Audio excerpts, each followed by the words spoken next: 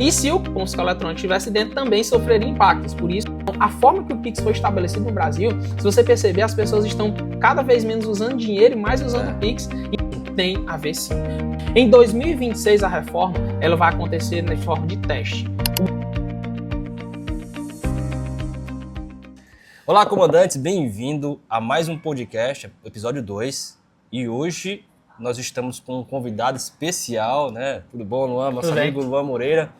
Ele que é especialista na parte tributária, na parte fiscal. É um dev fiscal, já trabalha há mais de 10 anos, né, com essa parte específica de tributária e fiscal e já fez homologação de tempo de PAF-SCF, homologação de SAT, MFE no estado do Ceará, já produziu produtos para MDFE, CTE, enfim, é um cara altamente gabaritado e uma autoridade que está aqui na nossa frente. Além disso, ele é nosso sócio também da Comedy System e da Cirrus, são duas empresas de tecnologia que nós temos aqui na região. E, Luan, muito obrigado por dar o seu tempo aqui para a gente poder conversar um pouco sobre o tema de hoje, que é a reforma tributária e o que se impacta no dia a dia dos empresários, né?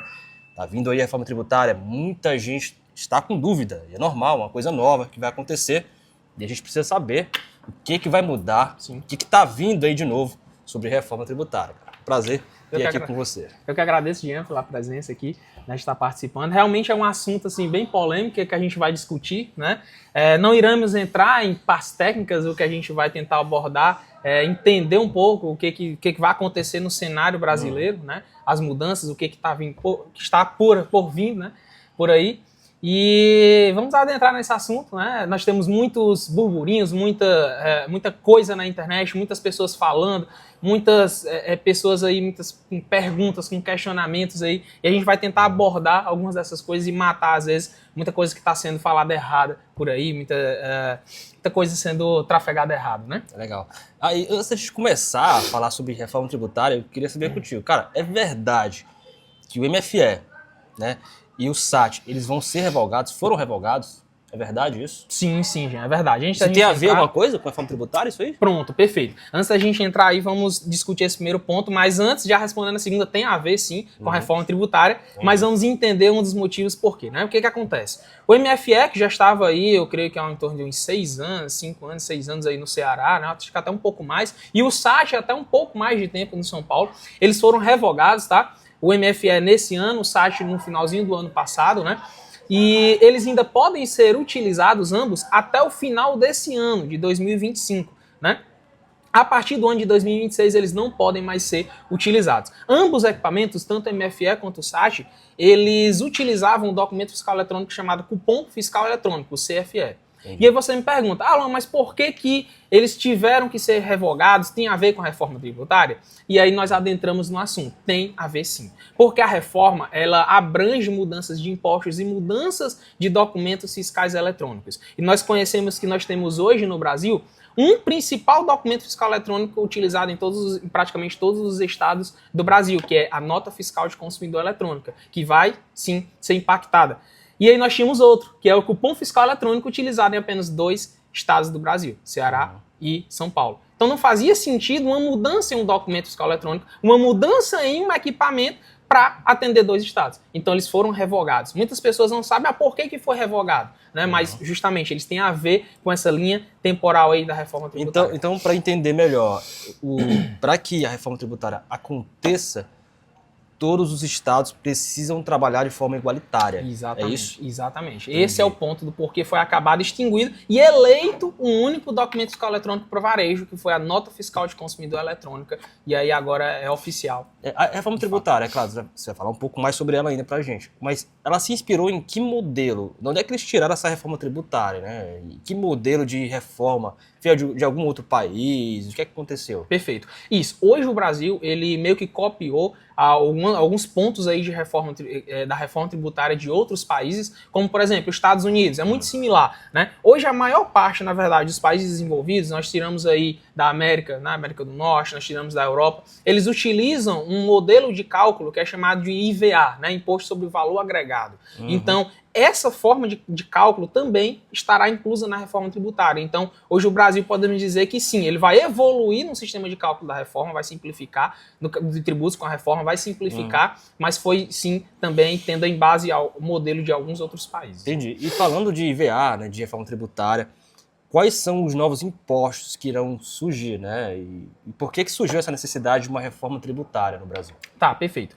Antes de adentrar nos novos impostos, vamos entender um pouco como é que funciona hoje o sistema tributário de impostos do Brasil. Eu gosto de uma expressão que muitos falam, que é o seguinte: hoje o Brasil ele vive um momento de manicômio tributário. O que é isso? Nós temos de tantos impostos diferentes, formas de cálculo para impostos diferentes que no final, na ponta, muitas vezes o contribuinte não entende e na apuração, na arrecadação, na declaração, até pode acontecer erros. Então, só para a gente entender, hoje se tratando aí de impostos estaduais, nós temos aí já o ICMS, né? Nós temos o ISS também, municipal, né? Nós temos aí o IPI, nós temos o PIS, nós temos o COFINS, nós temos o imposto de importação, então fora outros impostos também de arrecadação. Mas hoje cada um desses caras, eles têm uma forma de cálculo, eles têm ali uma forma de entendimento, eles têm informações específicas. O ICMS ele possui um CST, o PIS e o COFINS outro CST, o IPI outro CST, né? O IS uma forma específica de ser tratada de acordo com o município. Então nós temos aí como eu disse, né, um manicômio tributário, uma coisa que foi passando ano após ano e virou aí uma bola, né, de neve. E fica difícil até para o governo controlar, né, com um monte de impostos aí, cálculos complexos, diferentes, realmente fica muito difícil, até para a gente, né, empresário entender, para o contador entender, apurar os impostos. E principalmente para o governo, tem muitas leis, muitas formas de interpretá-las, né? E quanto mais complicado mais difícil de controlar. Acho que talvez isso também é um dos grandes motivos com certeza. Do governo criar essa reforma tributária. Exatamente. E assim, aí, até complementando, aí nós vemos os impostos, né? As mudanças que vai acontecer junto com esses impostos. Então nós temos aí, vamos organizar aqui, né? Nós temos aí o PIS e COFINS de competências federais. Esses caras, eles serão extinguidos e vai entrar um novo imposto chamado CBS, que é Contribuição sobre Bens e Serviços de Competência Federal. Nós temos aí o ICMS e o IS, né? ISS, de competências ali estaduais, eles também serão extinguidos por um outro cara chamado IBS, Imposto sobre Bens e Serviços. Então nós acabamos matando 4 impostos e transformamos somente em 2.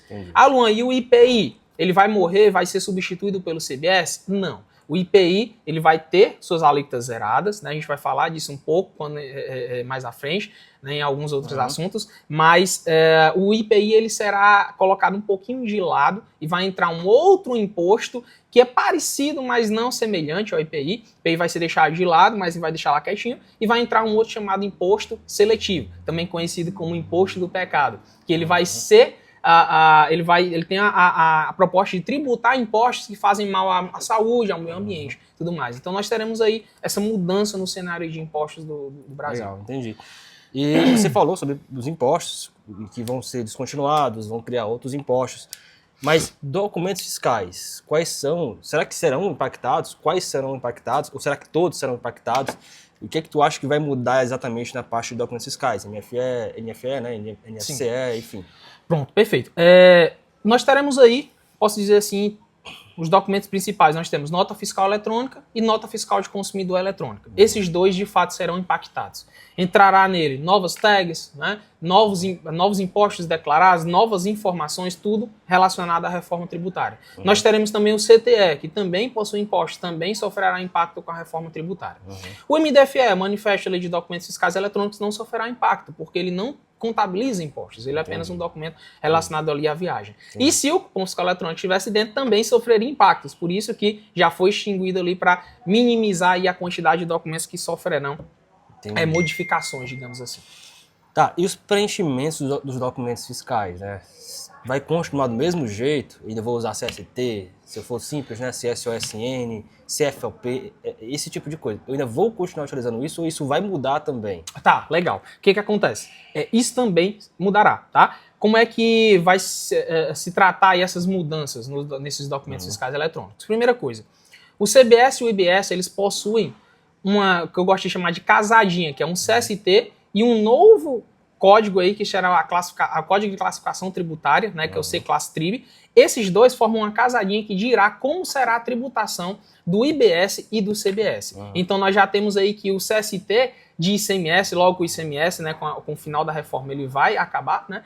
E aí o CST em conjunto com ele também vai acabar e nós vamos entrar aí o CST e o C-Class-Trib vinculado aí ao CBS e ao IBS. E aí você me pergunta, Luan, e o CFOP?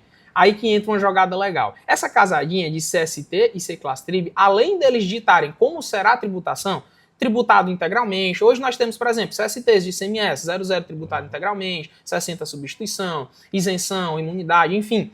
Esse CST e C-Class-Trib, além de ditar isso, também vai ditar o que é a operação.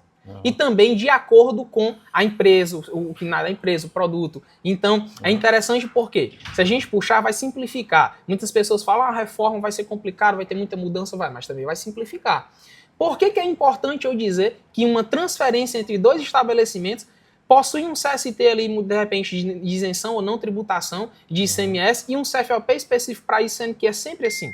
Então, a proposta do C-Class-Trib, ela é essa. Né? Ela vai, e o CST, né? Simplificar. Então, a mesma informação que vai ditar ali que não terá tributação, também vai ditar que é uma transferência entre estabelecimentos de um mesmo dono. Né? Então, ela vai mudar. Então, nós teremos essas mudanças significativas aí. E entrando do que você está falando também, você falou de transferências, né? A substituição tributária, Luan. Substituição tributária. Isso impacta? Porque tem estado, por exemplo, o estado do Ceará, e quase tudo aqui é substituição tributária. Já entra recolhendo o ICMS de substituição, justamente transformando o produto em substituição tributária. Como é que vai funcionar isso com a reforma tributária? Tá, legal. Eu vou responder essa pergunta só voltando um pouquinho e eu vou adentrar como é que vai funcionar o cálculo da reforma tributária para que a gente entenda o que vai acontecer com a substituição tributária. Então vamos lá, vamos entender que a substituição tributária nada mais é do que uma antecipação do recolhimento do imposto. Então a indústria ela já tem, para facilitar até a arrecadação, para diminuir sonegação fiscal e tudo mais, a indústria ela já recolhe a tributação de toda a cadeia, vai embutir ali no recolhimento, né? Quem compra já vai fazer esse pagamento, já vai ter tudo isso, já vai repassar ali no valor do produto. Então nós já temos o recolhimento antecipado. Como é que vai funcionar o cálculo de impostos da reforma tributária?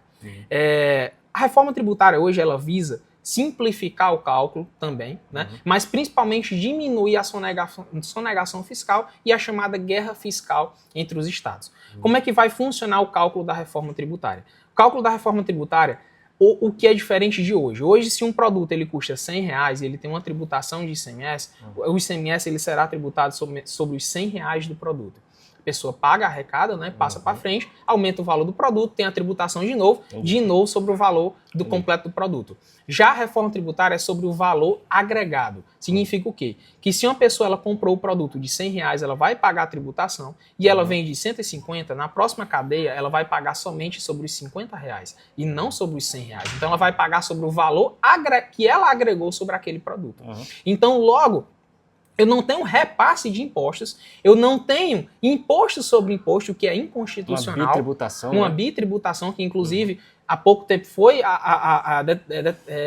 encontrado isso na parte do PIS e COFINS e houve algumas mudanças em relação a isso, né? Então, nós temos aí uma mudança no cálculo de imposto. Logo, se sempre na cadeia será tributado sobre o valor agregado, eu não tenho como arrecadar um imposto lá no começo. Eu sempre vai sendo repassado e aumentando a margem de lucro e pagando sobre ele. Logo, o que a gente subentende? Que a substituição tributária ela vai acabar juntamente aí com a reforma tributária. Já divide tudo, né? Já vai dividir tudo. Cada contribuinte que for repassando, comprando e revendendo, ele vai ser tributado ali sobre o valor que ele agregou e somente isso. Então nós eliminamos ali imposto sobre imposto, né? E tem mais um detalhe. A reforma tributária também, ela vai ser tributada com base no destino da mercadoria. Então, se o meu estado é do Ceará e eu vendo para uma empresa lá no Rio Grande do Norte, a tributação e a alíquota que será aplicada será de Rio Grande do Norte, não do Ceará. Então, isso acaba com a guerra fiscal. O que muitos estados oferecem, benefícios fiscais, né, para empresas, para atrair empresas, vai acabar. Para você comprar de fora do estado, porque aí entra mais dinheiro, né? Exatamente. Então, tudo isso vai acabar porque não importa mais a alíquota do seu estado, sim a alíquota de destino para onde você está vendendo. Então, ela impacta muitas formas, né, também positivas em relação a isso, e automaticamente acaba também com algumas mudanças que era a chamada de substituição tributária que já temos há tanto tempo. Então, por isso que você está me dizendo também, isso vai impactar em quem faz precificação de produtos, né? Empresários que precificam seus produtos. E assim, uma pergunta que eu acho que todo empresário deve estar se perguntando agora. Cara, eu vou pagar menos imposto? Olha, o que diz a emenda constitucional, a lei complementar, né? Que no final, vai ficar muito similar. Vai ter pequenas mudanças, mas vai ficar muito similar realmente, né? O que o governo está procurando aí? Ele está fazendo levantamentos, né? Inclusive, se tratando aí de impostos, a CBS e o IBS juntou as alíquotas dele, porque nós temos o CBS de competência federal e o IBS de estadual, mas o IBS ele vai ser dividido em UF e município, né? Para que tenha as alíquotas de cada município do estado. Então, somando todas as alíquotas, eles não podem passar 28%.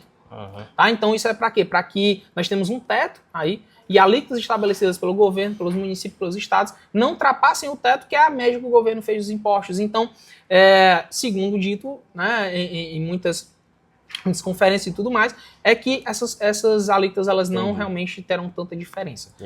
De fato, o intuito é de reformar o sistema brasileiro. E a galera do Simples Nacional, que é a maioria, né, das empresas, vai afetar elas? Vai acabar o Simples? Entendeu? Vai mudar alguma coisa para eles? Legal. Vai ficar mais fácil para o contador, será? Legal. O que acontece? Eu vi, né, em muitas palestras que a gente participou, que as pessoas elas têm muitas dúvidas. Eu tô ouvindo falar aí que o Simples Nacional vai acabar, vai morrer com a reforma tributária, é verdade? Como é que vai ficar? Né? Então, primeira resposta, né, já matando isso aí que muitas pessoas falam, o Simples Nacional não vai acabar, não vai morrer, mas ele vai haver mudanças. O que acontece? Hoje na guia de pagamento, no DAS do Simples Nacional, é recolhido vários tributos, vamos falar aqui com os tributos que são impactados pela reforma. Nós temos aí IPI, PIS, COFINS, ICMS e ISS, eles juntos aí na guia do Simples Nacional. Basicamente, esses caras vão sair e vão entrar e vai ficar. IPI, como eu disse, o IPI ele não vai morrer, ele vai ser, a alíquota vai ficar zerada, vai ficar ali em stand-by, ali, o governo vai deixar ele de lado, mas ele ainda vai ser computado ali na guia. Então nós temos IPI, IS, o imposto seletivo, IBS e CBS. Então vai mudar. Só que aí você me pergunta, Luan, vamos lá, que benefício a reforma tem também para o contribuinte? Ele dá direito também a apurações de crédito e débitos. Assim como hoje existe no ICMS, também vai existir na reforma tributária com o IBS.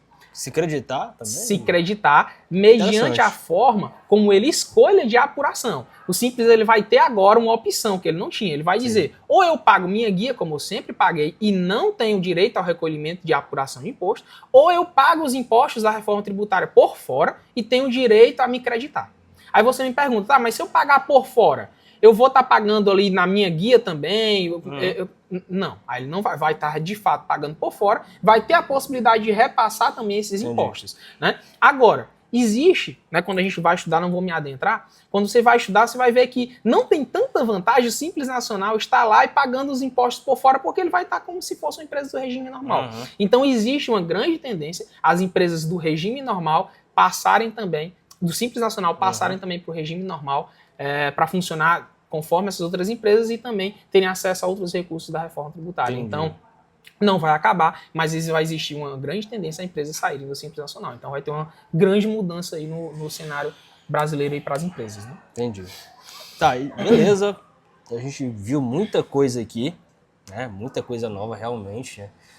Muita gente vai ter que estudar de novo, né? Tem muita vai mudar mudança. muita coisa. Mas e o cronograma?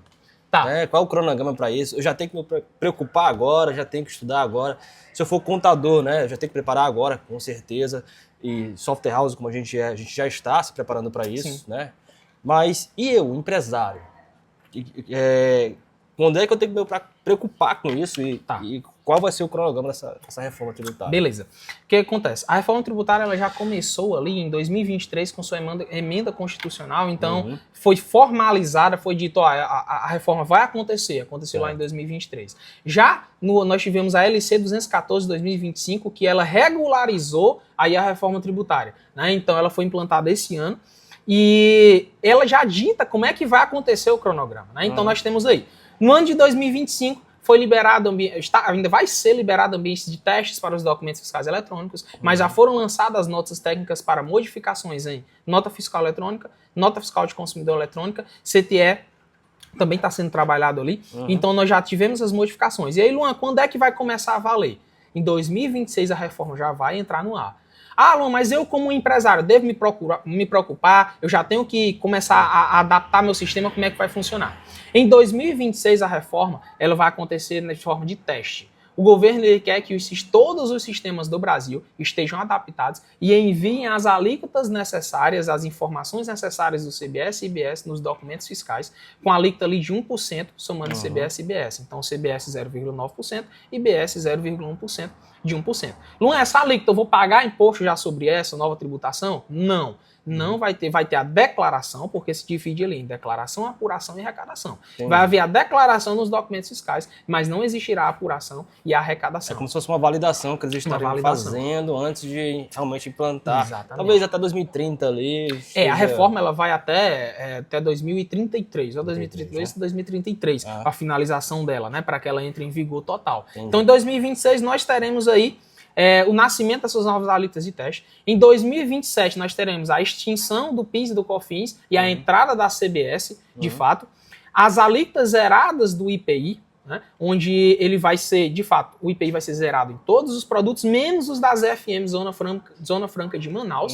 E nós teremos a entrada aí do IS, do Imposto Seletivo. Então você me pergunta, vai sair um, vai entrar outro. É mais ou menos isso. Mas o que acontece? Olha como uma sacada também que o governo teve. Quando você me perguntou, o imposto vai aumentar, vai diminuir? Como é que vai ficar isso com a reforma?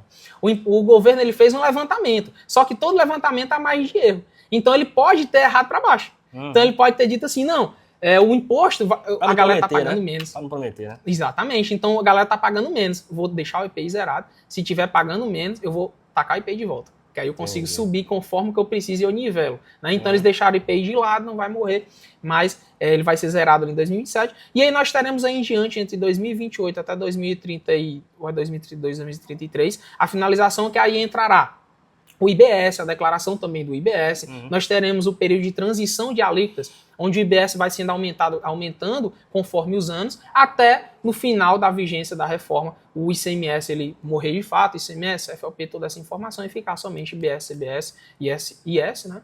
E o IPI também. Aí nós temos esse cronograma aí que vai. Legal. É interessante até que assim, a reforma ela irá passar por algumas mudanças políticas. Então, já avisando isso também, o governo ele já criou o quê? Um comitê da reforma tributária, para que não seja impactado também por alguma mudança, né, política no país. Então, já colocou ali para tanto gerir o IBS, né, para gerir a parte da reforma. Então, durante esse período de transição, pode acontecer ainda bastante coisa. Legal. E assim, eu tenho escutado muito falar sobre split payment. O danado do split payment. E o que é isso? O que é split payment? Isso vai entrar na reforma tributária? Tá, vamos lá. De início, vamos entender primeiro o que é split payment. Tem tá uma galera que está assustando muita gente, diz, não, já vou ter que, o governo já vou ter que pagar o dinheiro direto ao governo, como é que funciona? Vamos lá. Vamos tirar a reforma tributária de lado e vamos entender o que é split. Split nada mais é do que um sistema de pagamento de valores, né, no ato, digamos assim. Eu tenho uma conta bancária, onde um vendedor meu ele faz um pedido, já cai lá, o meu cliente já paga, e eu já pago, já recebo, por exemplo, de R$100. R$100 é a venda, R$90 é meu, R$10 é a comissão do vendedor. Então, quando eu recebo do meu cliente, eu já direciono para o meu vendedor o valor da comissão. Então, eu já tenho ali um pagamento, uma duplicação do meu pagamento já no ato. Né? Então, o split ele nada mais é do que isso. É só uma forma de agilizar, de dividir os pagamentos no ato do recebimento. Quando nós trazemos esse conceito para a reforma tributária, aí entra o split payment. O que é ele? Ele visa... claro, não tem como ser implementado agora, por isso que eu digo, vai entrar já com a reforma, não tem prazos, mas faz parte, mas não vai começar agora, porque a reforma precisa estar implementada para que isso funcione, mas ele visa o software integrando com os meios de pagamentos eletrônicos, no ato de um recebimento de, por exemplo, uma venda a R$100 no Pix, o software não já vai saber com a reforma, não é tratado o enviado de acordo com o valor agregado, então o software tem como prever quanto é de imposto que vai ser pago. Se ele tem como prever, ele já vai fazer o seguinte, se o recebimento é via Pix, é eletrônico, eu já vou nesse meio termo aí, cortar o seguinte, se a venda é R$100 e o imposto vamos botar 28%, R$28, de R$100 nós caímos valor X na conta de contribuinte, R$28 eu já direciono diretamente para o governo. Então o split payment já vai fazer ali essa divisão. Já vai fazer o rateio. Então ele tem essa ideia. Aí você me pergunta, mas isso é criação do Brasil? Não, isso já foi adotado em outros países. Entendi. Países europeus, né, que já adotam isso. Inclusive alguns não tiveram sucesso. Por quê?